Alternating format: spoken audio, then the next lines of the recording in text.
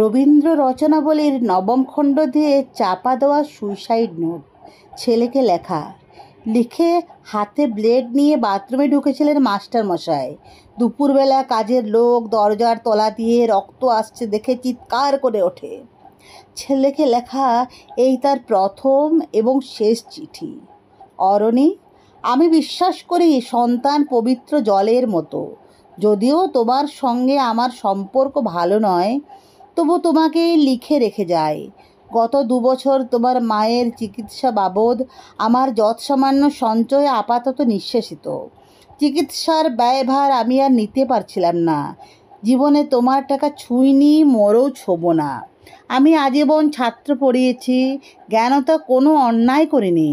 গত মাসে আমার স্কুলে এক অভিভাবক এসে ঝুলোঝুলি করেন তার ছেলেকে নেবার জন্য। আমি প্রথম দিন ফিরিয়ে দিই, দ্বিতীয় দিন ফিরিয়ে দিই, তৃতীয় দিন পারিনি। তিনি আমাকে একটা বড় খামে 30,000 টাকা দিয়ে চলে যান। সেই টাকায় এই মাসে তোমার মায়ের চিকিৎসা চলছে।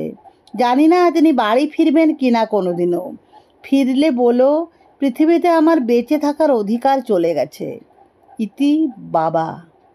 যখন সারাটা দেশ দাঁড়িয়ে আছে ঘুষের টাকার উপর, তখন রবীন্দ্র রচনাবলী দিয়ে চাপা দেওয়া একটা সুইসাইড নোট।